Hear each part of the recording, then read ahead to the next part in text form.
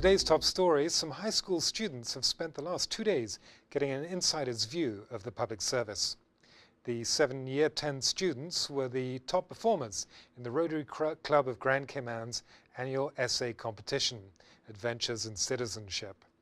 As a reward for their efforts, the young people, who are from government and private high schools, this afternoon wrapped up 2 days of meetings with senior government officials from all branches of government. Rotarian Deanna Lookloy tells us more about the students' packed agenda. The adventure is to visit government departments and other areas to find out how the countries run, how it operates and so forth.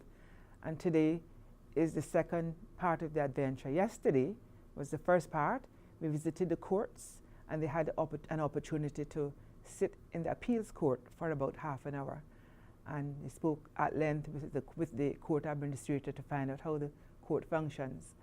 And then we went to the Legislative Assembly where the Sergeant at Arms and the clerk spoke with them and took them around the building and explained to them how the LA functions and who sits where and what happens in the different parts of the Legislative Assembly.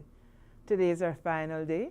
So this morning they visited the Cabinet office and the Cabinet Secretary spoke with them to tell them what their role is, and also we heard from the protocol unit. Ms. Sims explained to them the importance of the protocol unit and its function. And also we had the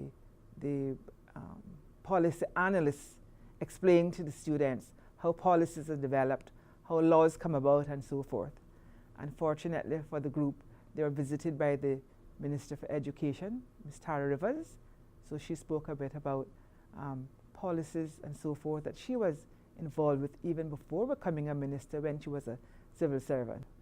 And this afternoon at 12, they will be hosted for lunch by Her Excellency the Governor at Government House. One of the highlights of the adventure was the students having lunch with Rotarians. So they had lunch with Rotarians at the wharf yesterday. Their parents were there. The winner was announced and she had to read her essay to the whole group of Rotarians. As is customary, a number of Rotarians from past and present civil servants acted as chaperones for the group. These included Mrs. Lookloy and Malcolm Eden. In other news, Education and Employment Minister Tara Rivers visited Fire Service headquarters on Thursday evening. The minister stopped by the station to present certificates to 12 fire services recruits who had just completed a 2-day occupational health and safety training course organized by the Department of Labor and Pensions. The training focused on 3 core areas: safety management basics, job hazard recognition, and job hazard analysis, which involves creating safety controls. Senior Labor Inspector, Mr. Gene Hides, an occupational health and safety authorized trainer, as well as a certified safety auditor and accident investigation technician, led the training. On the final day, participants sat a short exam, and those who earned pass marks of 80% or more received completion certificates. And in our final story, the deadline is almost here for those seeking professional development in the arts and culture industry. To apply for 2 paid internships at the National Gallery, gallery-supported Deutsche Bank, Cayman Limited, is sponsoring the 2015-2016 year-long National Gallery Cayman Islands Deutsche Bank Internship, as well as the National Gallery Cayman Islands Summer Internship Program that runs from June through August.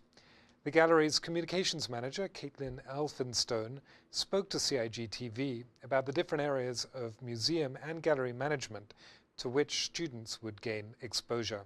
It's so important for us at the gallery to nurture the next generation of young creatives and really bring them into the creative industries. So we have an array of programs. We have a 1-year scholarship, and that's sponsored by Deutsche Bank. We also have a 1-year internship program, also sponsored by Deutsche Bank, and we have a 1-year paid internship and a summer program.